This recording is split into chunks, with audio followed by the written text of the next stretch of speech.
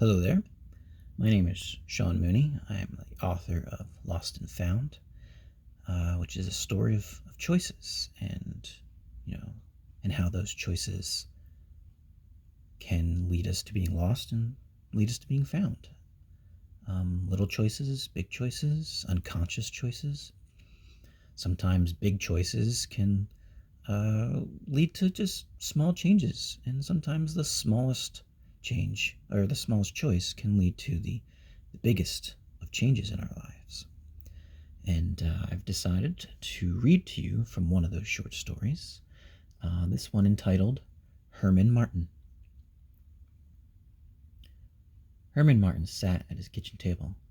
Untouched between his sprawled hands was a dainty porcelain teacup on the doily tablecloth, both stark white, pristine, and clean. He didn't recall making himself the tea, but he certainly wasn't brave enough to drink from the cup. He couldn't even look at it. He was terrified, too scared to even open his eyes. His mind was plied with shadows. For a moment, he wasn't sure of anything. Slowly, it came back to him. He was home. He had been at work, and now he was here. He could hear the heavy tick of the grandfather clock in the hallway and the clank of the cuckoo clock on the wall of the kitchen. It also smelled like home. Much like the teacup, the air was clean, heavy with the scent of bleach and sweet air fresheners. Before he could grab any more whispers of thoughts, there was a thud of a heavy paper bag being dropped somewhere behind him. A familiar and angry voice cut through the quiet. And then he forgot. Herman Martin shuffled towards the end of the street in a cloud of confusion.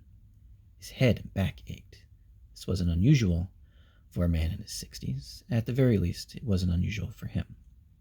Pain, however, was easy to ignore, as he felt his face flush with a flood of nervousness and excitement he had no reason, to his recollection, to be feeling. He stumbled onward, following or running from the whispers in his head. The day was hot and sunny. He didn't like it. He shaded his eyes with his hands, which blocked his view, causing him to nearly run into a bundle of people. He waited. Everyone impatiently watched for the little man in white to appear over their heads. He stared at the backs of their heads as he pressed his fingers into his temples. So much noise. Suddenly, there was a scream, but it was distant, like a dream or a memory. There was so much noise and raised voices, louder than the traffic sounds which had been bothering him. When did I...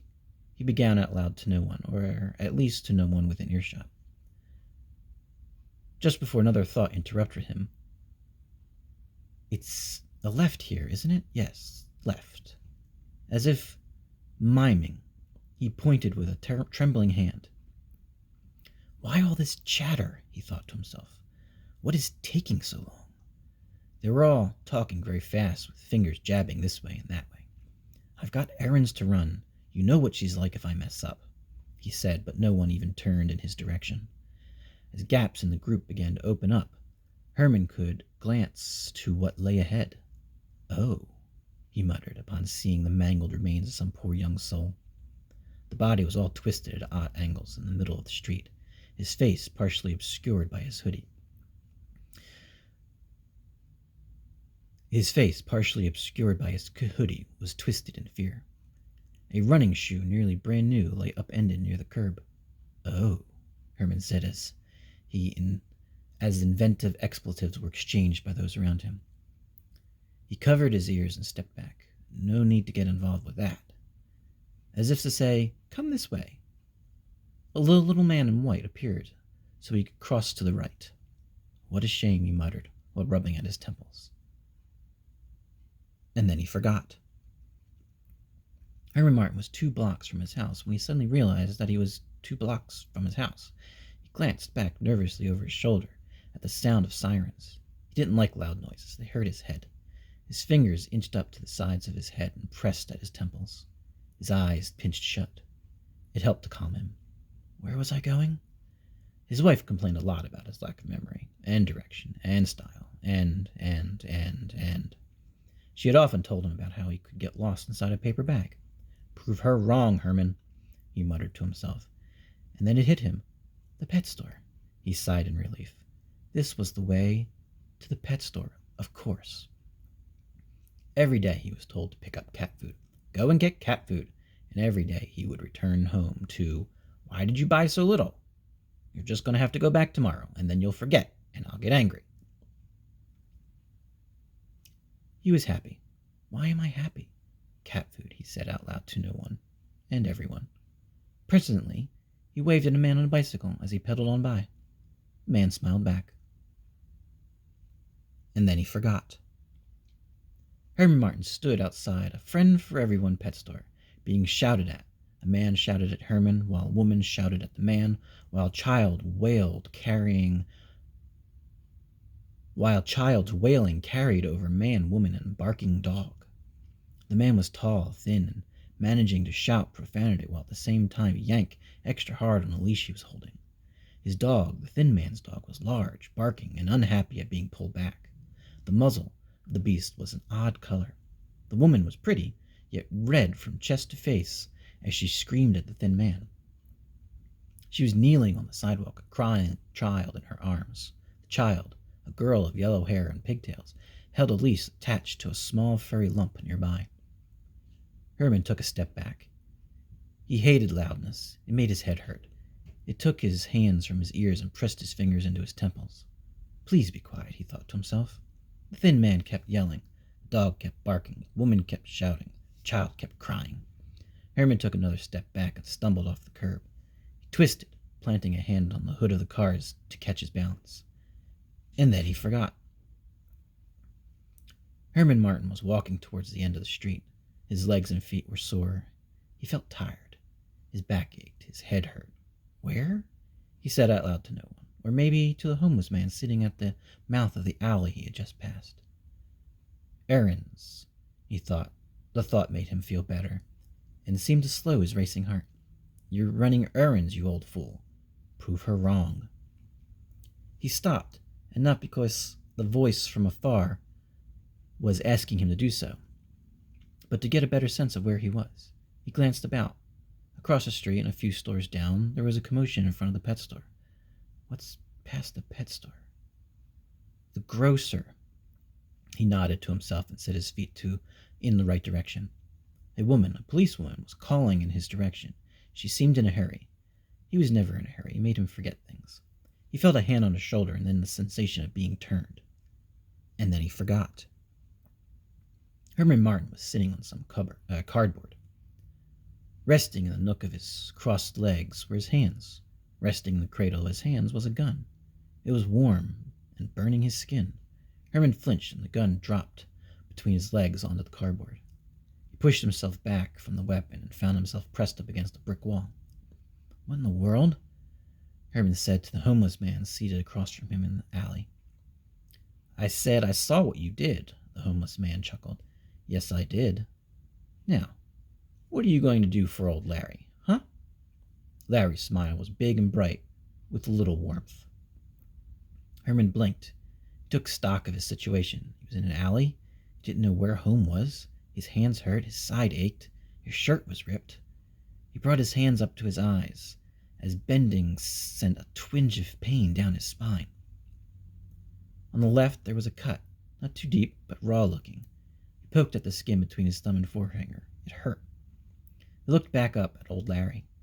Perhaps there was something in the way old Larry was nodding, or perhaps it was the haze of pain, but the swirl of confusion began to part.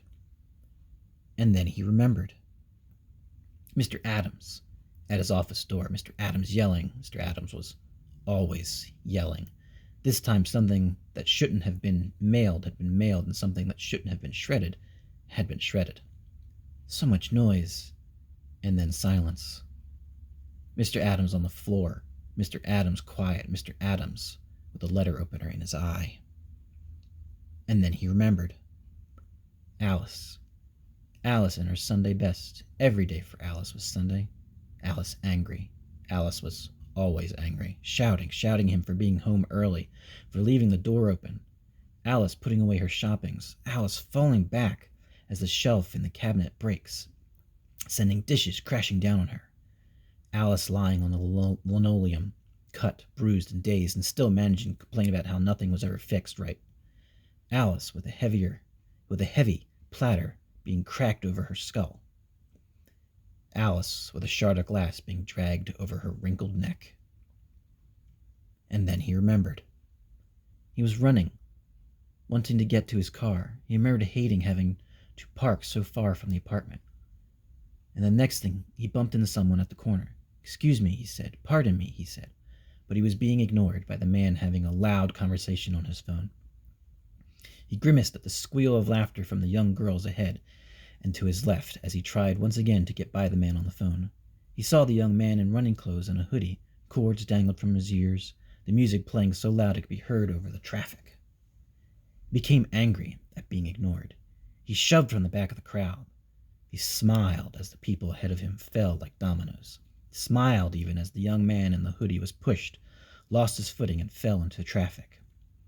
And then flinching at the raised voices and the screech of car tires.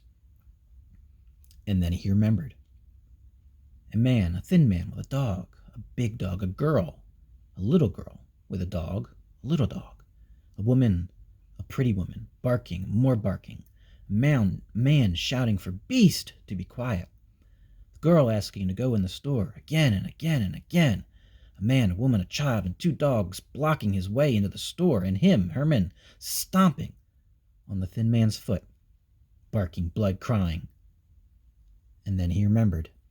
An officer, dark hair, young. He was confused, the officer grabbing at him, tripping him, seeing her weapon, taking her weapon, and then cowering from the noise. Hands next, dragging him into the alley. Herman's eyes dropped to the gun, now resting between his ankles, and looked once more at his hands. The cut, the burn. He shuffled to his knees. He tugged at his shirt, usually neat and tucked, now pulled and ripped.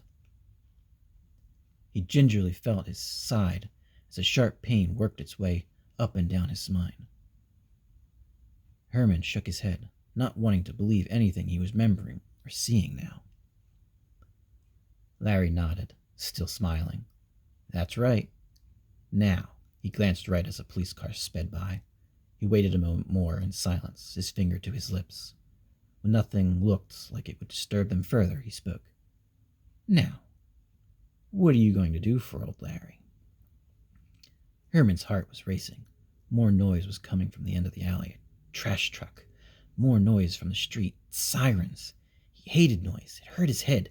He rubbed his temples as he stared at the gun.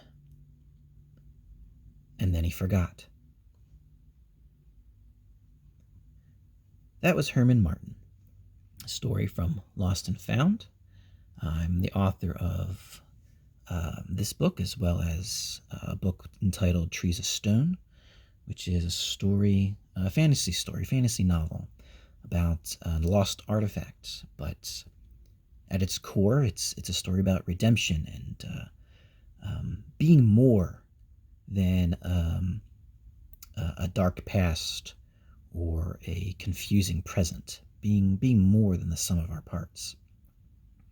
I'm also the author of Dire, which is a story about coming of age. It's a coming of age story about a orphaned youth who happens to also be a werewolf, and it's him dealing with that survivor's guilt and learning to be both human and werewolf. I hope you've enjoyed this story. Once again, I'm Sean Mooney. I was reading the excerpt, Herman Martin, from the short story collection, Lost and Found. Thank you very much.